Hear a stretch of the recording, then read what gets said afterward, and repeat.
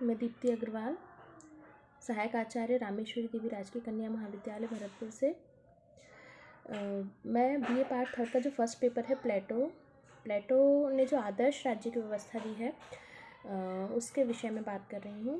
प्लेटो की जो आदर्श राज्य है उसकी हमने क्यों उसने आदर्श राज्य दिया, क्या आवश्यकता उसे हुई, क्या क्या प्रमुख विशेषताएं उसने अपने आदर्श राज्य की बताई, ये सारा हमने डिस्कस किया।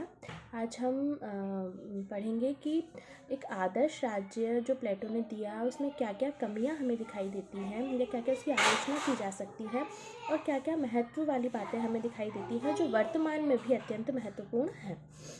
सबसे पहले हम प्लेटो की जो प्रमुख आलोचनाएं हैं वो देखते हैं कि जो प्लेटो ने आदर्श राज्य दिया उसमें हमें क्या क्या खामियां नज़र आती हैं।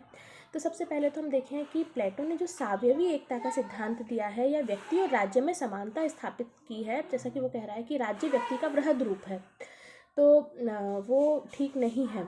व्यक्ति एक अलग तरह का सावयवी प्राणी है और राज्य एक अलग तरह की इकाई है। दोनों में समानता स्थापित करना ठीक नहीं है। सावयवी एकता बताकर कहीं ना कहीं ये व्यक्ति की स्वतंत्रता का शत्रु बना देता है राज्य को। राज्य बड़ा बन जाता है और व्यक्ति बहुत छोटा हो जाता है उसके राज्य में। दूसरा, अगर हम देखें तो उसकी आदर्श राज्य का जो विचार है वो अव्यावहारिक और कल्पनापूर्ण नज़र आता है, क्योंकि न तो प्लेटो से पहले कभी इस तरह का राज्य था पूर्णतः जो विशेषता उसने बताई है, और न ही भविष्य में कभी इस तरह का राज्य स्थापित हुआ जैसा प्लेटो ने बताया। तो कई विचारक हैं, जैसे मैक्सी है, तो मैक्सी ने प्लेटो को प्रथम कल्पनावादी कहा है और डनिंग ने इसे कल्पना का रोमांस कहा है। तो इन विशेषताओं को लेकर कोई राज्य पृथ्वी पर नहीं आया। तो अव्यावहारिक और बहुत ही काल्पनिक उसकी ये अवधारणा हमें नज़र आती है। अगली जो बहुत बड़ी आलोचना है वो है उसका एक समग्रतावादी राज्य। समग्रतावादी राज्य एक ऐसा राज्य जिसमें उसने व्यक्ति के कर्तव्य को तो प्रमुखता प्रदान की है, लेकिन व्यक्ति की स्वतंत्रता की, व्यक्ति के अधिकारों की बात उसने नहीं की। वो कहीं ना कहीं राज्य को साध्य और व्यक्ति को साधन बना देता है। उसने शासक को असीमित अधिकार दिए हैं, लेकिन व्यक्ति को राज्य के विरुद्ध कोई भी अधिकार प्रदान नहीं किया। प्लेटो की जो अगली आलोचना की जा सकती है वो है उसके विशेषीकरण के सिद्धांत की आलोचना। प्लेटो का ये मानना था कि जो व्यक्ति है वो अपना अपना कार्य करे, जैसे शासक वर्ग का अपना कार्य, सैनिक का अपना कार्य, उत्पादक का अपना कार्य, और कोई दूसरे कार्य में हस्तक्षेप न करे। लेकिन इन कार्यों का जो विभाजन प्लेटो कर रहा है वो विभाजन का तरीका उसका लोकतांत्रिक नहीं है।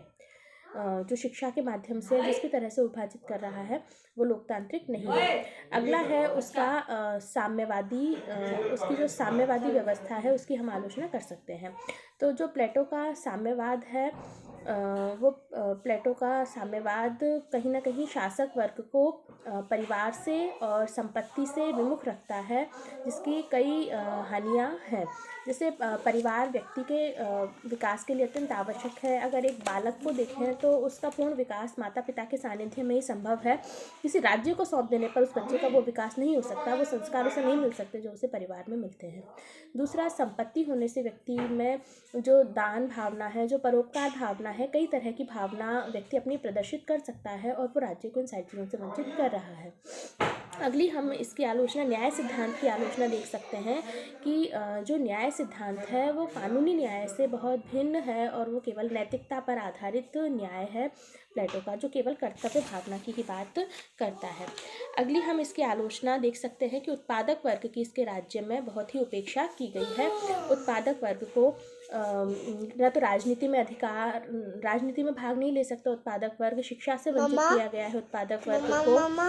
अगली हम आलोचना उसकी दास प्रथा के बारे में कर सकते हैं कि दास प्रथा का खुलकर समर्थन नहीं किया, लेकिन दास प्रथा के विरोध में भी बात नहीं की, तो कहीं ना कहीं अप्रत्यक्ष रूप से दास प्रथा का समर्थन कर रहा है और इस बारे में थोड़ा मौन ही हमें दिखाई देता है। शासक वर्ग को इसने असीमित अधिकार दिए हैं, जनता को शासक वर्ग के खिलाफ कोई अधिकार नहीं दिया। ये मानता है कि शासक वर्ग अगर दार्शनिक है तो उसमें कोई अवगुण होगा ही नहीं, लेकिन अगर कोई अवगुण उसमें उत्पन्न हो जाता है तो फिर जनता के पास इस तरह के निरंकुश शासक से बचने का कोई भी अवसर नहीं है। तो एक तरह से ये प्रबुद्ध निरंकुशतावाद की स्थापना कर देता है। तो ये सारी आलोचनाएं हमें प्लेटो के आदर्श राज्य की व्यवस्था में दिखाई देती है, किंतु किसी भी सिद्धांत में केवल आलोचनाएं ही नहीं होती हैं, उसका महत्व भी होता है, और महत्व ही है जिसके कारण आज हम प्लेटो को पढ़ रहे हैं, आज इस पर वीडियो बन रहे हैं या आज इस पर PDF बन रहे हैं। तो जो प्लेटो के सिद्धांत में हमें अच्छी बातें दिखाई देती हैं, जो बहुत महत्व की बातें हमें दिखाई देती हैं, वो है उसने राजनीति में मूल्यों का समावेश किया।